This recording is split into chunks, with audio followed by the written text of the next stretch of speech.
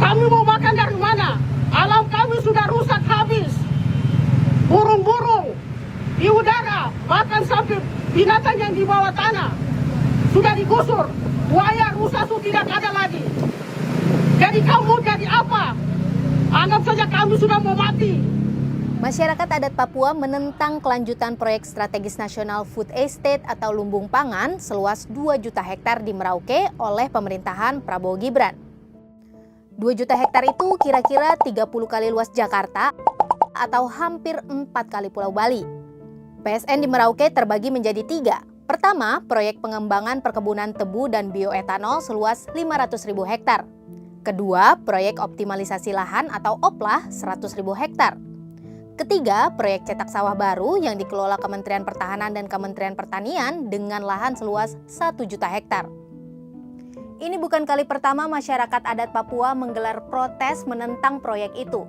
Yasinta dan warga lainnya sudah berkali-kali melakukan aksi demonstrasi mempertanyakan proyek itu ke Kepala Daerah, Majelis Rakyat Papua Selatan, DPRD Kabupaten Merauke, hingga Keuskupan Agung Merauke. Tapi mereka mengaku tidak didengar.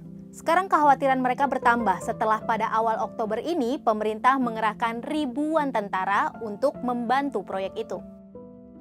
Untuk apa kehadiran pasukan yang begitu besar di sana? Ya, seolah-olah di situ zona perang ya, yang harus dikawal begitu ketat.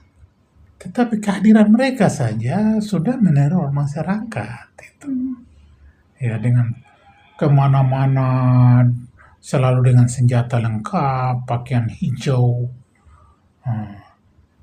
Dan orang yang tadinya begitu bebas, ya mereka tidak sebanyak bersuara. Pada 2 Oktober lalu, Panglima TNI meresmikan pembentukan 5 Batalion Infanteri Penyangga Daerah Rawan atau Yonif PDR di Papua untuk mendukung program ketahanan pangan pemerintah. 2 batalion ditempatkan di Papua Selatan. Kantor Berita Antara menyebut jumlah prajurit yang ditempatkan di Papua Selatan mencapai lebih dari 1.300 prajurit.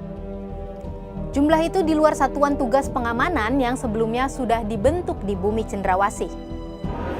Saya mengerahkan mahasiswa, saya mengerahkan petani. Belum tentu ada yang mau ke dalam hutan. Yang mau sana ya dengan gerakan dengan pasukan yang ada. Kalau saya lihat penolakan itu bukan penolakan keterlibatan TNI, bukan. Penolakan mereka adalah penolakan terhadap pekerjaan yang dilakukan.